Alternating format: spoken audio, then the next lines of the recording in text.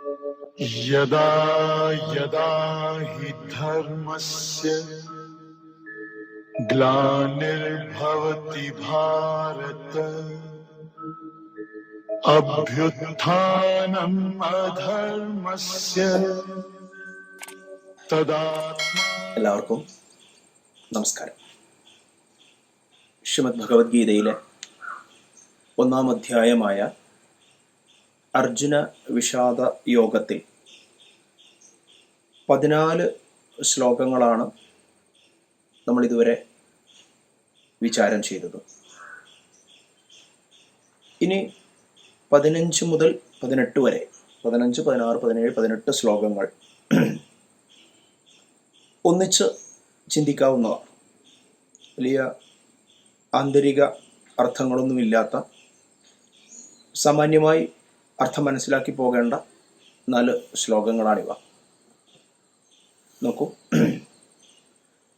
പാഞ്ചജന്യം ഋഷികേശോ ദേവദത്തം ധനഞ്ജയഃ പൗണ്ഡ്രം ദധ്മൗ മഹാശംഖം ഭീമകർമാവൃകോദരഃ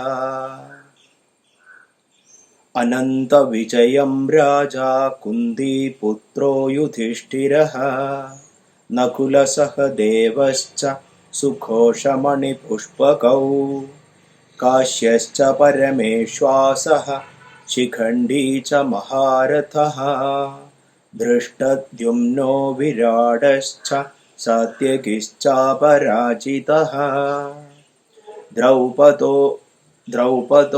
ദ്രുപദോ ദ്രൗപദേയശ്ച സർവശഃ പൃഥ്വീപതേ സൗഭദ്രശ്ച മഹാബാഹു ശംഖാൻ ദധ്മൗ പൃഥക് പൃഥക്.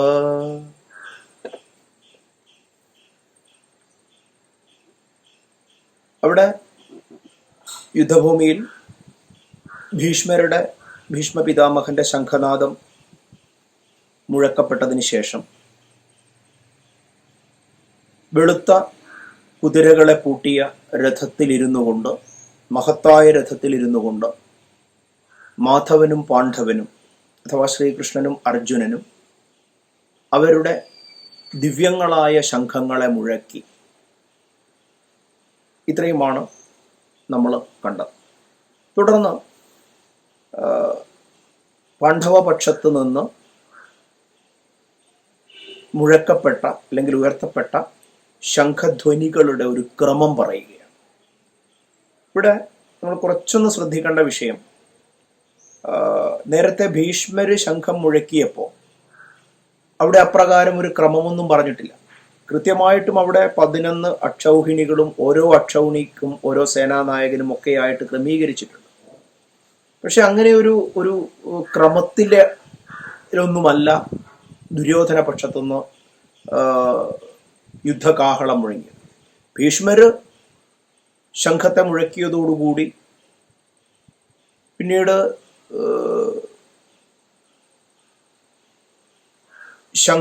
ശംഖങ്ങളും അതുപോലെ പെരുമ്പറകളും മിഴാവുകളും ഈ ഗോമുഖങ്ങളുമെല്ലാം ഒരു ക്രമമൊന്നുമില്ലാതെ വലിയൊരു ശബ്ദഘോഷമുണ്ടായി എന്ന് മാത്രമേ പറയുന്നു. അത് യുദ്ധഭൂമിയെ സംബന്ധിച്ച് അപ്രകാരം പറയുന്ന സമയത്ത് ഒരു സൈന്യത്തിന്റെ അച്ചടക്കമില്ലായ്മ എന്നൊക്കെ നമുക്ക് പറയാം. ഒരു അച്ചടക്കമില്ലായ്മ, ഒരു ക്രമമില്ലായ്മ. പക്ഷെ ഇവിടെ പാണ്ഡവപക്ഷത്ത് ശ്രീകൃഷ്ണനും അർജുനനും തങ്ങളുടെ ദിവ്യങ്ങളായ ശംഖങ്ങളെ മുഴക്കി ദുര്യോധന പക്ഷത്തോട് തങ്ങളുടെ യുദ്ധസന്നദ്ധത അറിയിക്കുകയും അതോടൊപ്പം തന്നെ സ്വപക്ഷത്തിലുള്ള യോദ്ധാക്കളോട് യുദ്ധത്തിന് തയ്യാറാവാൻ വേണ്ടിയിട്ടുള്ള നിർദ്ദേശം ഈ ശംഖധ്വനിയിലൂടെ നൽകുകയും ചെയ്തു.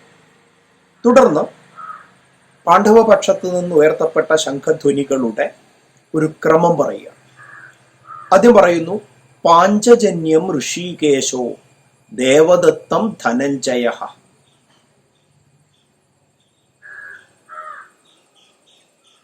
പാഞ്ചജന്യത്തെ, പാഞ്ചജന്യം എന്ന ശംഖിനെ ഋഷികേശനും ഇവിടെ ശ്രീകൃഷ്ണന്റെ പര്യായ പദമാണ് ഋഷികേശൻ. ഋഷികങ്ങൾ ഇന്ദ്രിയങ്ങൾ, ഇന്ദ്രിയങ്ങളുടെ ഈശൻ, ഇന്ദ്രിയങ്ങൾക്കെല്ലാം ഉപരി നിലകൊള്ളുന്നവൻ, ഇന്ദ്രിയങ്ങളെല്ലാം നിയന്ത്രിക്കുന്നവൻ ഒക്കെ പറയാം. ഇന്ദ്രിയാർത്ഥ പ്രപഞ്ചത്തിൽ നിന്ന് ഉയർന്നു നിൽക്കുന്നവൻ. അപ്പോ ഋഷികങ്ങളുടെ ഇന്ദ്രിയങ്ങളുടെയൊക്കെ ഈശനായിരിക്കുന്ന ശ്രീകൃഷ്ണൻ പാഞ്ചജന്യം എന്ന ശംഖത്തെ, പഞ്ചജനൻ എന്ന അസുരനെ വധിച്ച് അവനിൽ നിന്ന് നേടിയതാണ് പാഞ്ചജന്യം എന്ന ശംഖം. പല പ്രകാരത്തിൽ പുരാണങ്ങളിൽ ഇതിന്റെ കഥയുണ്ട്. ഈ പഞ്ചജനൻ എന്ന അസുഖൻ ഒരു ശംഖിനുള്ളിലാണ് വസിച്ചിരുന്നതെന്നും അവനെ കൊന്ന ആ ശംഖ് കൈവശപ്പെടുത്തുകയാണെന്നും, അല്ല ഈ പഞ്ചജനൻ എന്ന അസുരനെ വധിച്ച് അവന്റെ വാരിയല്ലുകൊണ്ട് ഉണ്ടാക്കിയ ശംഖമാണെന്നൊക്കെ പറയുന്നുണ്ട്. പൗരാണികമായ ഒരു ആഖ്യാനത്തിലേക്ക് നമ്മൾ എന്തായാലും ആലോചിക്കുന്നില്ല. ഇവിടെ പാഞ്ചജന്യം എന്ന് പറയുന്ന ശംഖത്തെ ശ്രീകൃഷ്ണനും ഋഷികങ്ങളുടെ ഈശനും, ദേവദത്തം ധനഞ്ജയ, ദേവദത്തം എന്ന ശംഖത്തെ, ഈ ശംഖം ദേവശില്പിയായ മയൻ അർജുനന് കൊടുത്തതാണ്. ധനഞ്ജയ്, ധനത്തെ ജയിച്ചവൻ എന്നൊക്കെ പറയും. ധനഞ്ജയ ശബ്ദം അർജുനന് വരുന്നത് രാജസൂയ സമയത്തിന് ആവശ്യമായ യുധിഷ്ഠിരൻ ധർമ്മപുത്രരുടെ രാജസൂയം നടക്കുമ്പോൾ ആവശ്യമായ ധനത്തെ സമാഹരിച്ചു കൊടുത്തു എന്നുള്ള അർത്ഥത്തിലാണ്. ഇപ്പൊ ദേവശില്പിയാൽ ദത്തമായ, ദേവന്മാരാൽ ദത്തമായിരിക്കുന്ന ശംഖത്തെ അഥവാ ദേവദത്തം എന്ന ശംഖത്തെ അർജുനനും, മൂന്നാമത് പറഞ്ഞിരിക്കുന്നത് ഭീമകർമ്മ വൃക്കോദരഹ പൗണ്ഡ്രം ദധുമൗ മഹാശംഖം, പൗണ്ഡ്രം എന്ന മഹാശംഖത്തെ ഭീഷണമായ കർമ്മങ്ങൾ ചെയ്യുന്ന വൃക്കോദരനും മുഴക്കി. ഇവിടെ വൃക്കോദരൻ എന്ന് പറഞ്ഞാൽ ഭീമന്റെ പര്യായമാണ്. വൃക്കോദരൻ എന്ന് പറഞ്ഞാൽ ചെന്നായിയുടെ പോലുള്ള ഉദരത്തോടു കൂടിയത്. വൃക്കോദര ശബ്ദത്തിന്റെ അർത്ഥം അതാണ്. അപ്പോ ഇതാണ് അവിടെ നടന്നൊരു ക്രമം. അപ്പൊ ഇവിടെ സ്വാഭാവികമായിട്ടും പാണ്ഡവരിൽ മൂത്തവരായ യുധിഷ്ഠിരൻ ആദ്യം മുഴക്കണ്ടേന്നൊക്കെയുള്ള സംശയങ്ങൾ വരാം. അതിനൊന്നും നമുക്കിപ്പോൾ തർക്ക വിതർക്കങ്ങൾക്കില്ല. എന്തായാലും ഇവിടെ ഒരു ക്രമമുണ്ട്. ആ ക്രമം ശ്രീകൃഷ്ണൻ ശംഖത്തെ മുഴക്കി. ഇനി ആ ക്രമത്തെക്കുറിച്ച് അന്വേഷിച്ച് നമുക്ക് പോയി കഴിഞ്ഞാൽ കാണാവുന്നത്, ഉദ്യോഗപർവത്തിൽ ഈ സേനയുടെ ചുമതലകളൊക്കെ ഏൽപ്പിക്കുന്ന സമയത്ത് സർവ്വസൈന്യാധിപനായ യുധിഷ്ഠിരനെ ഏൽപ്പിച്ചു. അതിനും മുകളിൽ അർജുനനെ ഒരു പ്രത്യേക അക്ഷൗഹിണിയുടേതല്ലാതെ എല്ലാ അക്ഷൗഹിണികളുടെയും ചുമതലക്കാരനായി നിയമിച്ചു. അതിനുമുപരിയായി ഒരു രക്ഷാകർതൃ സ്ഥാനത്ത് ശ്രീകൃഷ്ണനെ അഭിഷേകം ചെയ്യുന്നുണ്ട്. എന്തായാലും ഇവിടെ ഒരു വളരെ കൃത്യമായ ക്രമമുണ്ട്. ആ ക്രമം ഇപ്രകാരമാണ്: ഋഷികേശൻ എന്ന ശ്രീകൃഷ്ണൻ പാഞ്ചജന്യത്തെയും, ധനഞ്ജയൻ എന്ന അർജുനൻ ദേവദത്തത്തെയും,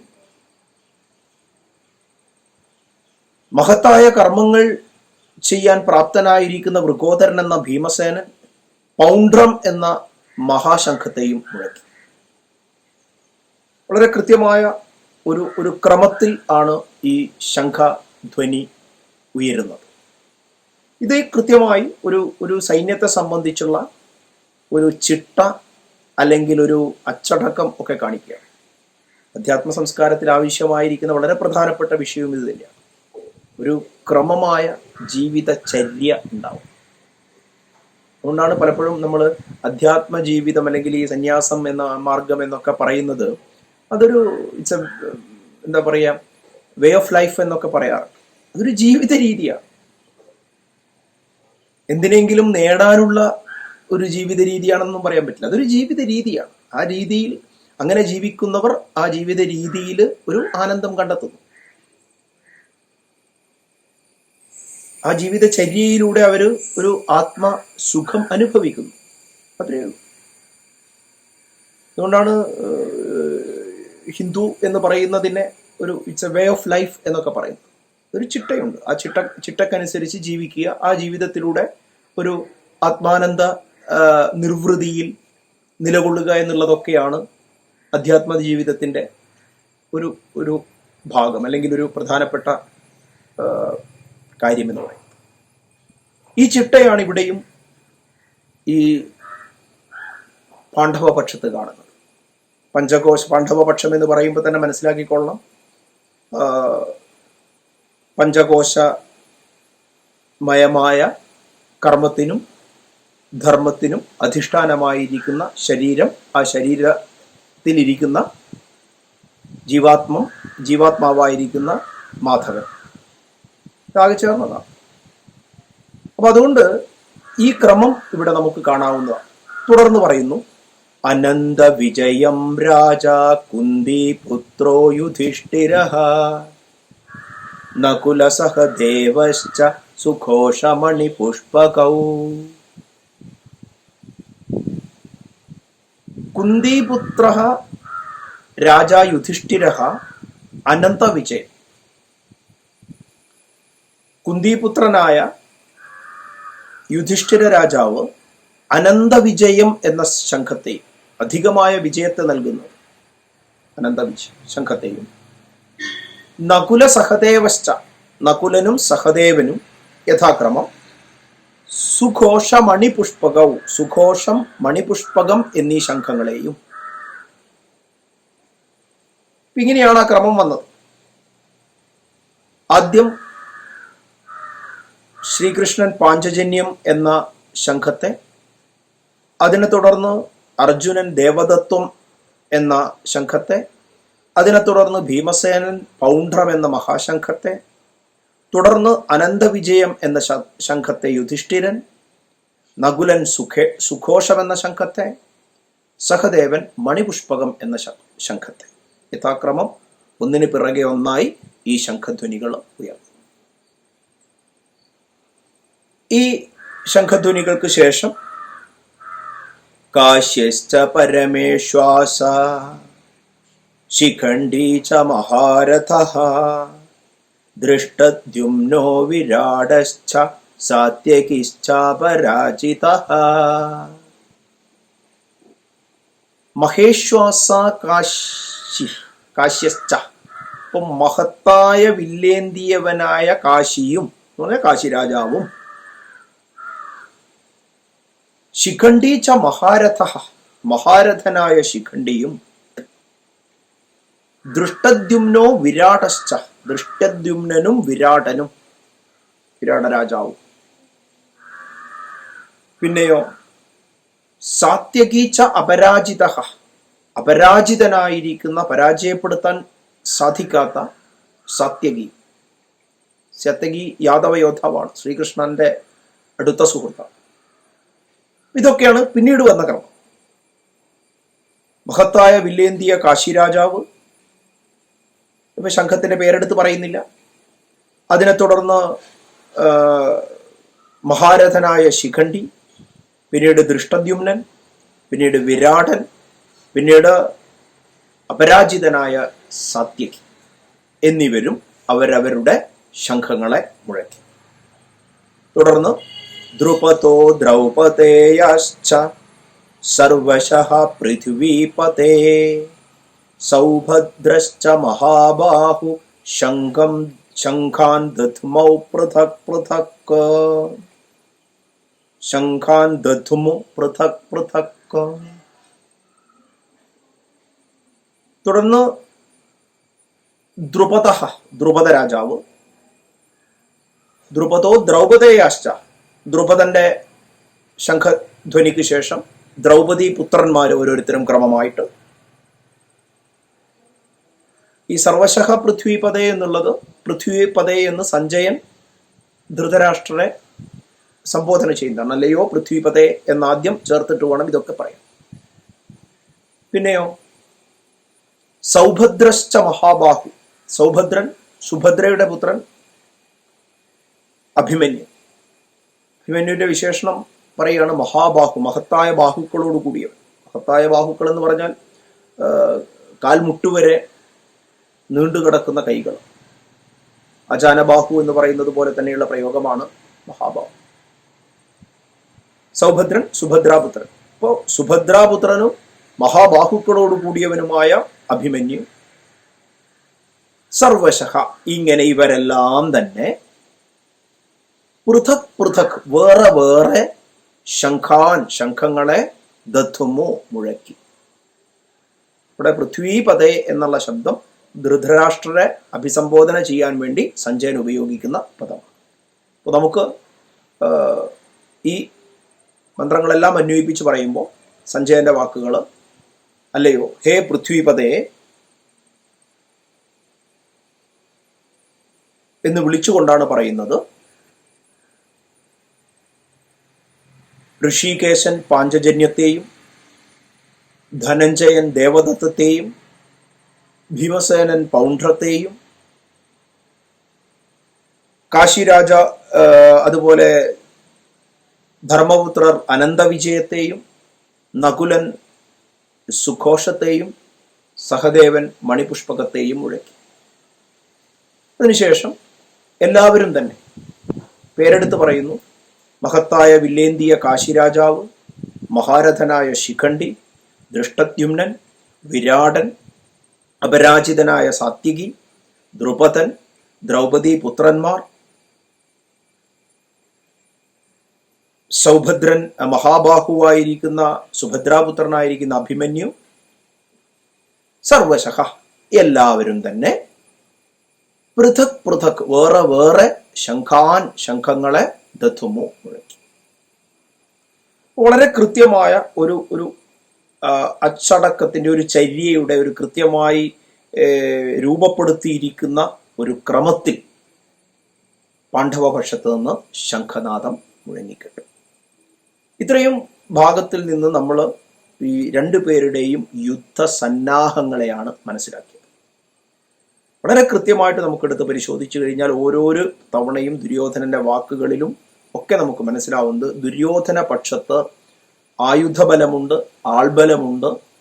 സ്ഥൂലബുദ്ധിയാ നോക്കുമ്പോൾ മഹാരഥന്മാരെന്ന് തോന്നുന്ന അല്ലെങ്കിൽ വലിയ യോദ്ധാക്കൾ എന്ന് തോന്നുന്ന ധാരാളം പേരുണ്ട്. പക്ഷെ അവിടെ ഇല്ലാത്തത് ഒരു അച്ചടക്കമില്ലായ്മ അവിടെ കാണാനുണ്ട്. ഒരു വ്യക്തമായ ഒരു നിയന്ത്രിതമായ രൂപത്തിലല്ല അവിടുത്തെ കാര്യങ്ങളൊന്നും. ഈ രജോഗുണത്തിന്റെ സ്വഭാവം അതാണ്. അവിടെ ഇവിടെ ഓടി നടക്കുക എന്നുള്ള ഒരു വൃത്തിവിശേഷമാണ് രജോഗുണം. ഈ രജോഗുണത്തിന്റെ പ്രതിനിധിയാണ് ദുര്യോധനൻ. അതുകൊണ്ടാണ് രാജാ ദുര്യോധനൻ എന്ന പദത്തെ സഞ്ജയൻ ഉപയോഗിക്കുന്നത്. ഈ രജോഗുണധിഷ്ഠിതമായിരിക്കുന്ന എന്താ പറയുക, വികർമ്മങ്ങളെ, വിരുദ്ധ കർമ്മങ്ങളെ, ലക്ഷ്യപ്രാപ്തിയിലെത്താത്ത കർമ്മങ്ങളെ ദുര്യോധന പക്ഷത്ത് നമുക്ക് നോക്കിയാൽ കാണാം. എന്നാൽ വളരെ കൃത്യമായി ചിട്ടപ്പെടുത്തിയ രൂപത്തിലുള്ള ഒരു ക്രമം നമുക്ക് പാണ്ഡവപക്ഷത്ത് കാണാം.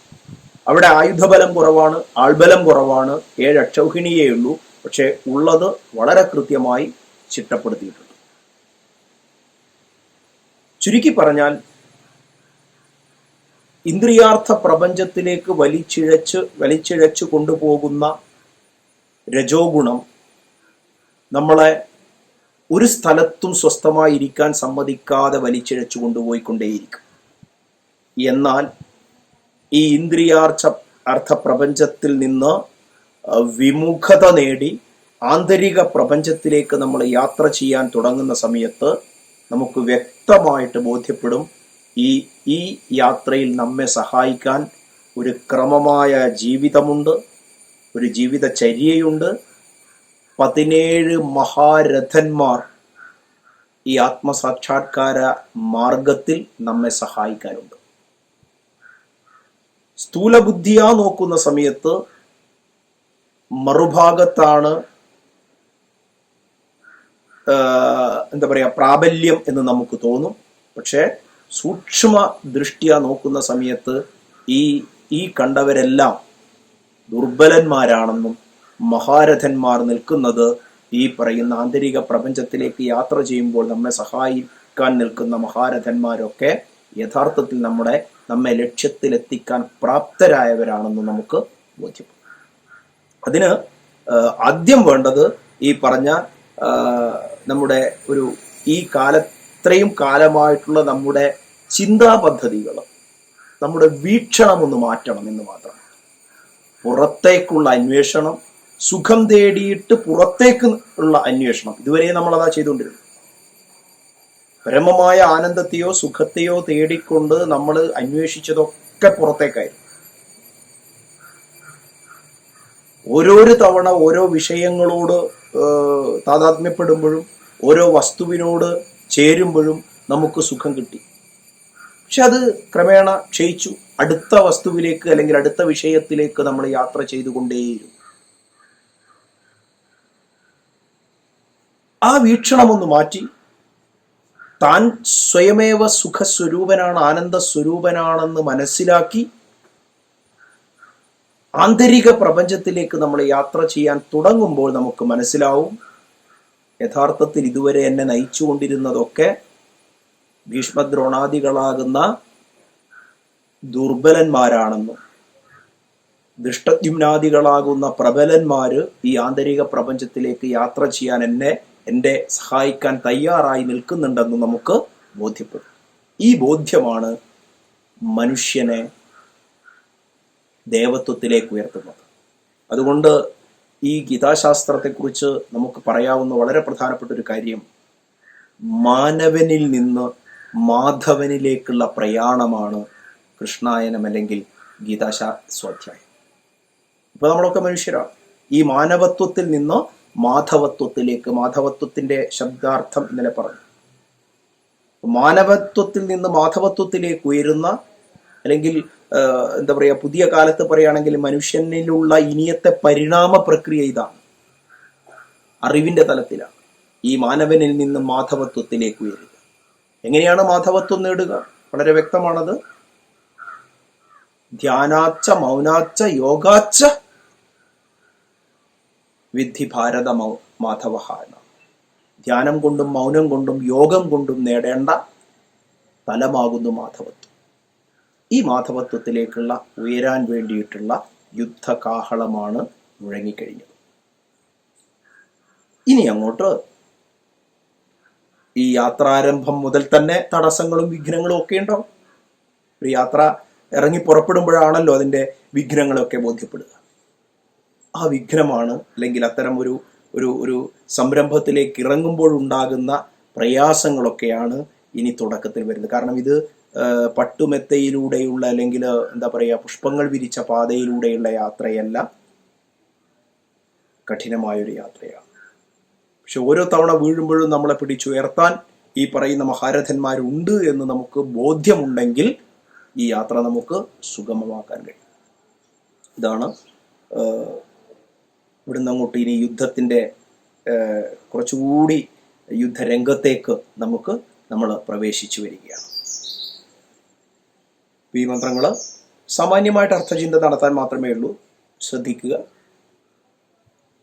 അല്ലാതെ കൂടുതൽ അധ്യാത്മ പക്ഷത്തിലിരുന്ന് ചിന്തിക്കേണ്ട ഭാഗങ്ങൾ, കുറേ പേരുകളും അവർ മുഴക്കിയ ശംഖങ്ങളും അതിൻ്റെ ക്രമവും വിസ്തരിച്ചു എന്ന് മാത്രം.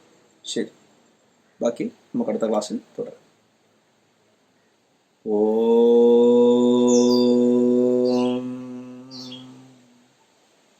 അസതോ മാ സദ്ഗമയ